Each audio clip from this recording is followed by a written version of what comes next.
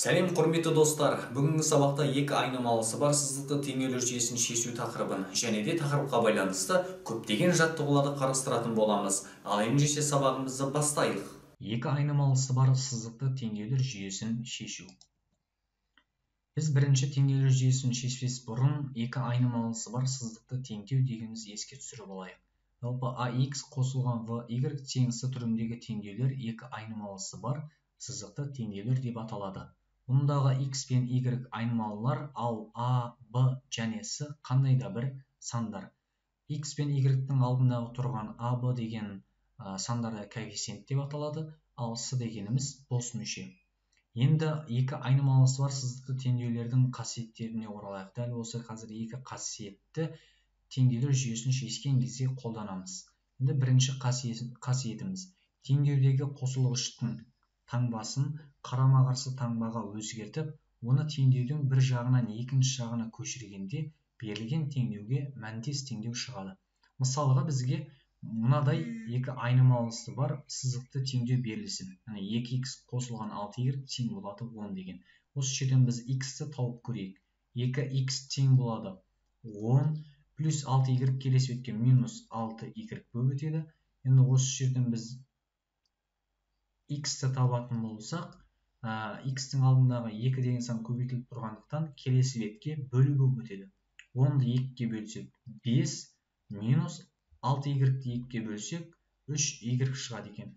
Енді біз бастапқыда 2x қосылған 6y тең 10 деген екі айнымалысы бар сызықты теңдеу еді. Осы жерден біз x-ті табу арқылы x тең 5 минус 3y деген екі айнымалысы бар сызықты теңдеу алдық. Екі теңдеу мәндес теңдеу деп аталады. Не үшін мәндес теңдеу? Себебі біз қазір y-тің орнына кез келген бір мәнді, яғни 0 деген немесе 1 немесе 2 кез келген мәнді қойған кезде, екеуіне де y-тің орнына бірдей мәнді қойған кезде x-іміз бірдей мәнге ие болады. Екеуінің де мәндері бірдей болғандықтан, бұл екі айнымалысы бар сызықты теңдеу мәндес теңдеу деп аталады. Мысалға тексеріп көрейік. Y-тің орнына 0-ді қоям. 6-ға 0-ді көбейтем, 0 болады. Демек бізде 2x тең болады 10 деген теңдеу қалады екен. Бұл жерде x табатын болсақ, 10-ды 2-ге бөлсек 5-ке тең болады. Мұндағы x-іміз 5-ке тең болады екен. Енді екінші екі айнымалысы сызықты теңдеу тексеріп көрейік. X тең болады 5 минус 3-ке көбейтемін, y-тің орнына 0-ді қоям. 3-ке 0-ді көбейтсем 0. 5-тен 0-ді азайтсам 5-ке тең болады. Мұнда да x 5-ке тең. Енді екеуіне де y-тің орнына 0-ді қойған ем, екеуінің мәнінде x-тары 5-ке тең болды. Демек, мұндағы екі теңдеу мәндес теңдеу деп аталады екен. Енді екінші қасиеті. Теңдеудің екі жағына 0-ден өзге бір санға көбейтсек, немесе бөлсек, берілген теңдеуге мәндес теңдеу шығады дейді. Мысалға бізге x қосылған 3y тең болады 8 деген екі айнымалысы бар сызықты теңдеу берілген. Бұл теңдеудің екі жағында кез келген санға көбейтуге болады, бірақ 0-ден өзге. Мысалы біз 2-ке көбейтіп көрейік. 2-ке көбейткен кезде теңдеудің екі жағында әрбір мүшесін 2-ке көбейтеміз. Мысалы былай, 2-ке x-ті көбейтеміз, 2x-қа тең болады, плюс 2-ке 3y-ті көбейтеміз, 6y-қа тең болады, тең-тең 8-ге 2-ні көбейтеміз, 16. Әрбір мүшесін 2-ке көбейтіп шықтық. Енді бастапқыда x қосылған 3y тең болады 8 деген екі айнымалысы бар сызықты теңдеу еді. Сосын біз 2-ке көбейту арқылы 2x қосылған 6y тең болады 16 деген екі айнымалысы бар сызықты теңдеу алдық. Енді мұнда да y-тің орнына кез келген мәндерді беру арқылы x-ті тапсақ болады. Мысалы, y-тің орнына 0 деген мәнді қоятын болсақ, екі теңдеуде де x-тары бірдей мәнге ие болды. Сол себепті бұл екі айнымалысы бар сызықты теңдеу мәндері бірдей болғандықтан мәндес теңдеу деп аталады екен. Дәл осы екі қасиетті қазір біз теңдеулер жүйесін шешкен кезде қолданамыз. Енді екі айнымалысы бар сызықты теңдеулер жүйесін шешуді үйренейік. Жалпы сызықты теңдеулер жүйесін шешудің жолдары өте көп, бірақ мен сіздерге екі жолын көрсетіп берейін. Біріншісі алмастыру әдісі деп аталады, яғни алмастыру әдісі. Бізге x минус y тең болады 7 және 3x минус 2y тең болады 27 деген теңдеулер жүйесі берілген. Осы жерден біз алмастыру әдісті қолданамыз.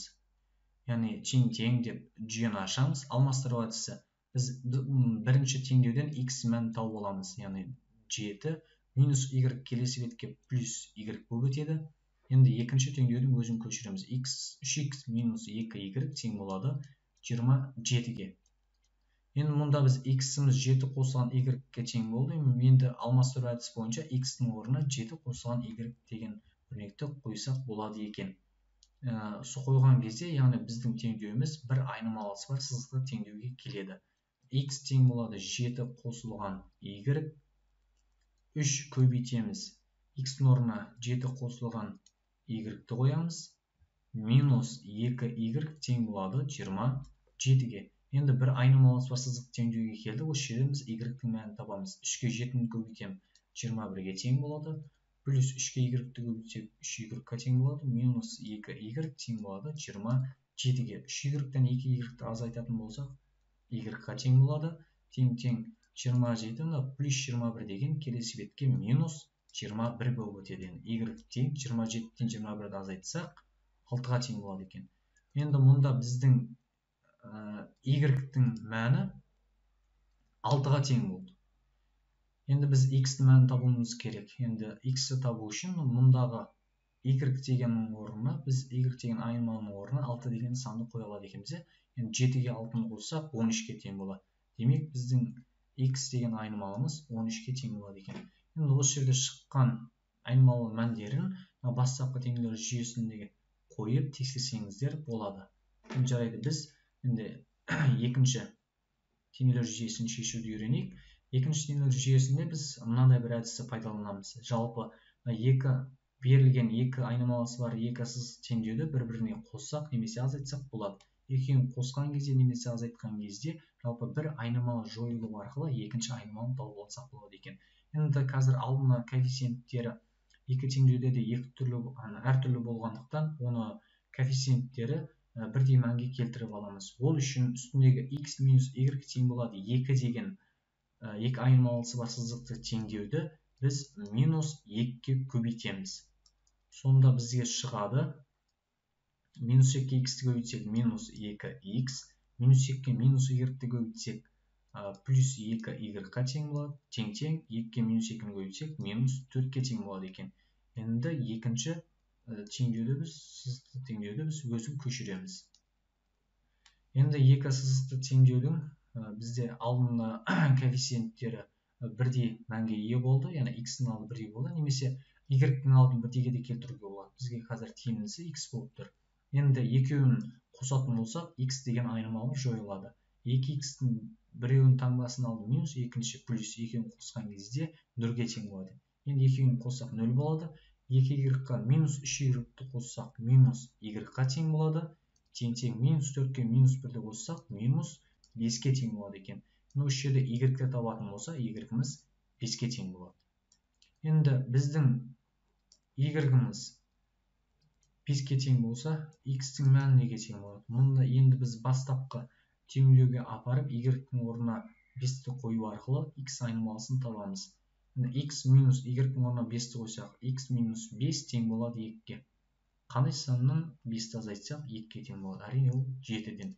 Демек біздің x деген айнымалымыз 7-ге тең болады екен. Енді осы екі әдістің өздеріңізге бір тиімдісін пайдаланып, сызықты теңдеулер жүйесін шешкен кезде қолдансаңыздар болады екен. Енді теңдеулер жүйесіне байланысты мәтін есептерді қарастырып көрейік. Үшінші есебіміз. Екі трактор 7 күнде 147 гектар жер жыртты дейді. Бірінші трактор 3 күнде қанша жер жыртса, екінші трактор 4 күнде сонша жер жыртты. Bir күнде бірінші трактор неше гектар жер жыртты, екінші трактор неше гектар жер жыртты дейді. Яғни екі трактордың бір күнде жыртқан жерлерін табу керек екен. Енді біз бірінші тракторды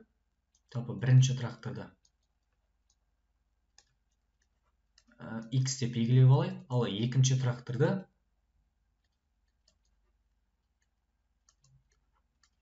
y деп белгілеп алайық. Мына айтады, екі трактор 7 күнде 147 гектар жер жыртты дейді. Екі трактор бірігіп 7 күнде күніне x қосылған y ол бір күндік болады, ал 7 күндігін табу үшін 7-ге көбейту керек. 7 күнде 147 гектар жер жыртты дейді. бірінші трактор 3 күнде қанша жер жыртса дейді. Бірінші трактор x еді ғой, оны 3x деп аламыз. Екінші трактор 4 күнде сонша жер жыртады. Оны екінші трактор y еді, 4y деп аламыз. Сонша гектар жер жыртты деп. Енді екеуі теңестіріліп айтып жатыр. Енді осы жерден біз x пен y-тің мәнін табатын болсақ, бірінші трактор неше гектар жер жыртты, екінші трактор неше гектар жер жыртқанын табады екенбіз. Енді осы теңдеулер жүйесін шешіп көрейік. Яғни x қосылған y, мұнда 7 деген сан көбейтіліп тұрғандықтан келесі бетке бөлу қылып өткізуге болады екен. Яғни 147-ні 7-ге бөлсек, бізде шығады 14-ті 7-ге бөлсек 2, 7-ні 7-ге бөлсек 1, яғни 21 шығады екен. Бұл жерде шығады 3x тең 4y деп екінші теңдеудің өзін көшіреміз. Енді бұл жерде алмастырып әдісін қолданса да болады. Мұнда x-тер екінші теңдеуден x-ті тауып алып, үстіндегі теңдеуге x-ның орнына қойса болады. Енді бізге тиімді әдісті пайдаланып көрейік. Үстінен тапса да болады екен. Тиімді әдісі үстіндегі жалпы теңдеуді, екі айнымалысы сызықты теңдеудің барлығын 3-ке көбейтуге болады екен.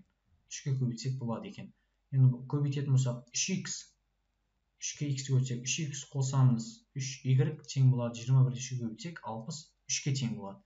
Екінші теңдеудің өзін көшіреміз. 3x тең болады 4y-ге. Енді 3x-іміз 4y-ге тең екен. Енді мұндағы 3x дегеннің орнына 4y-ті қоюға болады деген сөз.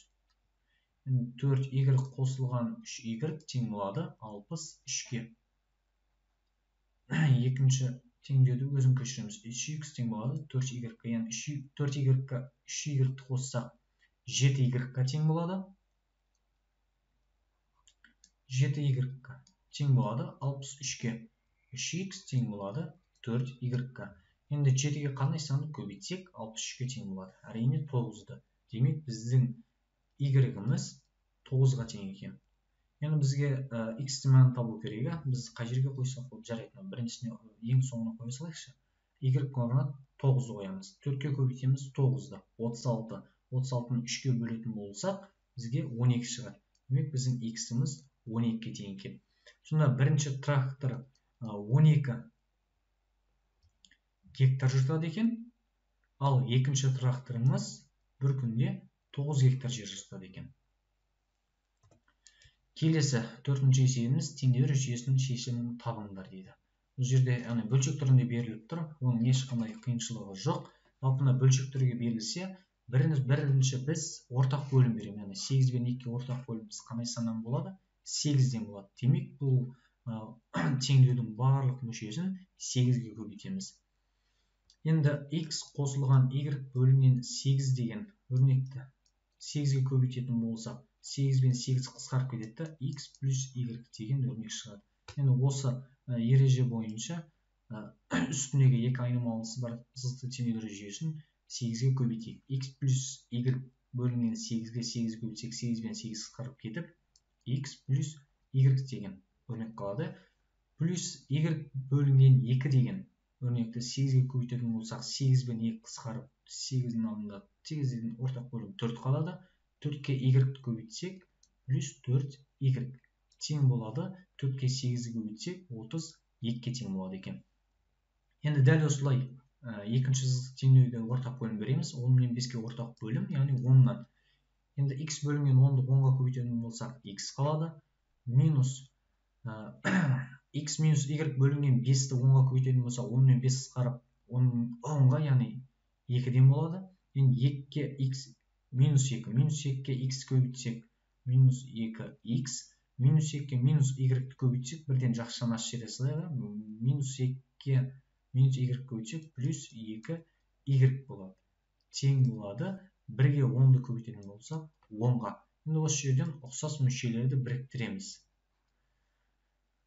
x қосылған x плюс y-ке 4y-ті қоссақ, бізге 5y-ға тең болады. Тең болады 32-ке. Енді екінші сызық теңдеуге x-тан 2x алсақ, минус x-ға тең болады. Плюс 2y тең болады 10-ға. Енді мынау екі сызықты теңдеуді бір-біріне қоссақ, немесе азайтсақ, айнымалылары жойылады ма? Тексеріп көрейік. Біз қоссақ жойылады екен.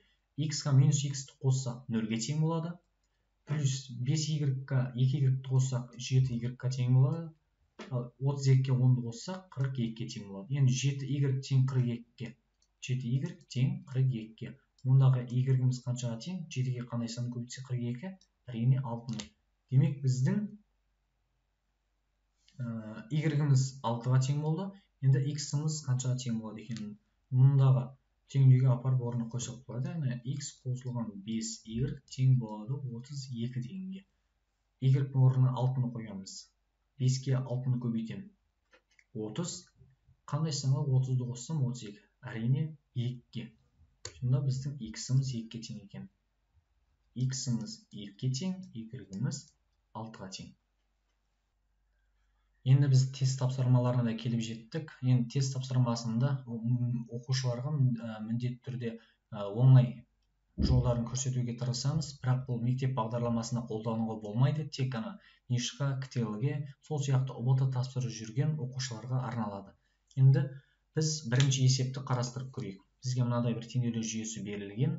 Енді сіздерге айта кетейік, бізге 5 вариант берілген. Осы 5 варианттың ішіндегі міндетті түрде бір варианты біздің есебіміздің жауабы болады. Сол үшін сол вариантты тексеріп арқылы табуға да болады екен. Бірінші тұрған сандар әрқашанда x-ға тиісті, екінші тұрған сандар әрқашанда y-ға тиісті. Бұл әрқашанда дәл осы ереже орындалады. Енді бізге бірінші x-іміз A вариантын тексеріп қойып, x-іміз 3-ке тең, y-іміз 5-ке тең екені. X-дің орнына 3-ті, y-дің орнына 5-ті қойған кезде бірінші 5x плюс y деген өрнегіміз мәні 20-ға тең болу керек екен. 5 көбейтеміз, x-дің орнына 3-ті қоям, плюс y-дің орнына 5 қоям. 5-ке 3-ті көбейтсем 15, 5-ті қоссам 20-ға тең. Мұның барлығы сәйкес келіп тұр. Енді екінші теңдеуге де қоюым керек. 2-ке x-дің орнына 3-ті көбейтемін, азайтамын, 5-ті тең болады. 2-ке 3-ті көбейтсем 6, 5-ті азайтсам 1-ге тең болады екен. Барлығы сәйкес келіп тұр. Демек біздің есебіміздің теңдеулер жүйесінің шешімі А варианты екен. Дәл осылай уақытты үнемдесеңіздер болады. Енді бұның шығару жолын қазір мектеп бағдарламасы бойынша бір көрсетіп жібере салайық. Жалпы мұндағы y деген айнымалылардың алды коэффициенттері 1 екен, және таңбалар бір-біріне қарама-қарсы екен. Демек біз екі теңдеуді бір-біріне қосқан кезде y деген айнымалылары жойылады екен. 5x-қа 2x қоссақ 7x-ға тең болады. Плюс y-қа минус y-ті қоссақ 0-ге тең болады. 20-ға 1-ді қоссақ 21-ге тең болады екен. 7-ге қандай саны көбейтсек 21-ге тең болады? Әрине 3-ті. Демек біздің x-іміз 3-ке тең екен. Енді кез келген теңдеудің мәнінде теңдеуді алып, x орнына 3-ті қою арқылы y-дің мәнін анықтасақ болады екен. Бірінші теңдеуді алайық. 5x плюс y тең болады 20 деген. Енді 5-ке көбейтеміз 3-ті плюс y тең болады 20. 5-ке 3-ті көбейтсек 15, 15-ке y-ті қоссақ 20-ға тең болады екен. Демек біздің y-іміз қаншаға тең болады? 15-ке қандай сан қоссақ 20? Әрине 5-ті қоссақ. Демек x-іміз 3-ке, y-іміз 5-ке тең болады екен. Енді бұл жерде де А варианты шықты. Келесі екінші есебіміз. Екінші есебімізде мынадай теңдеулер жүйесі берілген екен. Тура жаңағы теңдеулер жүйесі берілген. Енді бізге сұрағы басқа екен. X көбейтілген y өрнегінің мәні жатқан аралық дейді. Жаңа теңдеулер жүйесінде бізде x-іміз 3-ке тең болды, y-іміз 5-ке тең болды. Енді екеуінің көбейтіндісін дейді. 3-ке 5-ті көбейтсек бізге 15-ке тең болады. Енді 15 деген өрнегінің мәні жатқан аралық дейді. Минус 2 мен 5-тің арасында 15 деген санымыз жоқ. 0 мен 4-тің арасында да жоқ. Минус 2 мен 1-дің арасында да жоқ. Минус 3 пен 3-тің арасында да жоқ. 3 пен плюс 6-тің арасында 15 деген санымыз бар. 4 пен плюс 6-тің арасында бар. 3 пен 8-тің арасында жоқ. 5 пен плюс 6-тің арасында бар. Міне біз EFH деген 3 вариантты таптық. Келесі есебіміз. Тағы да теңдеулер жүйесі берілген. Осы жерден x көбейту y өрнегінің мәнінің жай бөлгіші болатын сандарды тап дейді. Бізге демек x пен y-ті анықтауымыз керек екен бірінші. Енді бірінші теңдеулер жүйесін көшіріп алайық. 2x минус 4y тең болады 6-ға. 3x плюс 2y тең болады 21-ге дейді. Енді осы берілген теңдеулер жүйесін шешейік. Енді мен x-ті немесе y-ті бірдей мәнге келтіруім керек. Маған тиімдісі y сияқты y-ті жалпы 3x плюс 2y тең болады 21 деген сызықты теңдеуді 2-ке көбейтемін. Тең болады жиынашым бірінші теңдеуді өзін көшірем. 2x минус 4y тең болады 6-ға. Енді екінші теңдеудің барлық мүшесін 2 көбейтіп шығамын. 3x-қа 2-ні көбейтемін. 6x-қа тең болады. Және де плюс 2y-ға 2-ні көбейтетін болсам, плюс 4y-ға тең болады. 21-ге 2-ні көбейтсем, 42-ге тең болады. Енді екеуін қосатын болсам, мұндағы минус 4y пен плюс 4y екеуі жойылады. 2x-ға 6x қоссам 8x-ға тең болады. Минус 4y-ға плюс 4y 0-ге тең болады. Және де 6-ға 42-ні қоссам 48-ге тең болады. 8-ге қандай саны көбейтсем 48, әрине 6-ны көбейтсем. Демек, біздің x-іміз 6-ға тең екен. Енді мұндағы бастапқа 2x минус 4y тең 6 деген теңдеуге апарып, біз x-ның орнына 6 деген санды қоямыз. 2-ге көбейтемін 6-ны 12-ге тең болады. 12 минус 4y тең болады 6-ға. Енді 4y тең болады 12 минус 6-ға. 12-ден 6-ны алатын болсақ, бізге қанша тең болады? 6-ға тең болады. Сонда 4y тең болады 6-ға. Мұндағы y тең 6-ны 4-ке бөлетін болсақ, бізге 1,5-ке тең болады екен. Енді біздің x-іміз 6-ға, y-іміз 1,5-ке тең болады. Бізге екеуінің көбейтіндісі керек. 6-ға 1,5-ті көбейтетін болсақ, 9-ға тең болады. Енді бізге сұрапты. X көбейтіп y-ді, яғни біз 9 деген сан шықты. Осы өрнегінің мәнінің жай бөлгіші болатын сандарды тап. Яғни 9-ды бөле алатын сандарды табуымыз керек. 9-ды бөле алатын сандар бізде 1 деген сан бөле алады, және де 3 деген сан, және де 9 деген сандар бөле алады. Міне біз f, g, h деген 3 вариант жауапты таптық. Келесі 4-ші есебіміз. Дәл осындай теңдеу жүйесі берілген x және y мәні болса деп, онда x қосылған y өрнегінің мәніне еселік болатын сандарды тап дейді. Бұл жерде де x пен y-ті табуымыз керек екен. Бірінші жүйесін, теңдеу жүйесін көшіріп алады. 2x плюс 3y тең болады 19-ға, 3x минус y тең болады 1-ге. Енді біз жаңағыдай қосқан кезде немесе алған кезде жойылатын, бір айнымалы жойылатын мәнге келтірейік. Яғни екінші 3x минус y тең 1 деген берілген екі айнымалы сызық теңдеуді біз 3-ке көбейтейік. Сонда біздің y-тарымыз жойылады екен. 2x плюс 3y тең болады 19-ға. Енді әрбір мәнін 3-ке көбейтіп шығамын. 3-ке 3x көбейтсек 9x-ға тең болады. Минус y-ға 3-ті көбейтсек минус 3y-ға тең болады. 1-ге 3-ті көбейтсек 3-ке тең болады екен. Енді екі теңдеу бір-біріне қоссақ, y-тары жойылады екен. 2x-ға 9x-ті қоссақ 11x-ға тең болады. Плюс 3y-ға минус 3y-ті қоссақ 0-ге тең болады. 19-ға 3-ті қоссақ 22-ге тең болады. Енді 11-ге қандай саны көбейтсек 22, әрине 2-ні көбейтсек. Демек біздің x-іміз 2-ге тең екен. Енді бірінші теңдеуді көшіріп жазып алып, осы жерде x-тің орнына 2-ні апарып қоямыз. 2-ге 2-ні көбейтемін. 4 плюс 3y тең болады 19-ға. Осы жерден y табатын болса, 19-дан 4-ті азайтамын. 15-ке тең болады. 15-ті 3-ке бөлетін болсам, y-ім менің 5-ке тең болады. Бізге айтқан x плюс y-ті тап деген. X плюс y-ті табу үшін x-тің орнына 2-ні, y-тің орнына 5-ті қоямын. Екеуінің қосындысы 7-ге тең. Енді бізге табу керек. X плюс y өрнегінің бізге 7 шықты. Осы 7 деген санға еселік болатын сандар табу керек. Яғни 7-ге бөлінетін сандар. 7-ге бөлінетін бізге 49 бөлінеді 27. 20 бөлінбейді 7 бөлінеді 10. 4, 5 бөлінбейді 3 бөлінбейді 21 бөлінеді. Сонда бізде жауабымыз A, S, H болады екен. Достар, бүгінгі сабақта екі айнымалысы бар сызық теңдеу жүйесін шешу және де тақырыпқа байланысты көптеген жаттығуларды қарастырдық. Жалпы тақырып сіздерге толық түсінікті деген ойдамын. Егер сабағымыз ұнаса, каналымызға жазылып, қоңырауша батырмасын басып, жаңа бейне сабақтарымызды күтіңіздер. Ал ендеше келесі сабақта кездескенше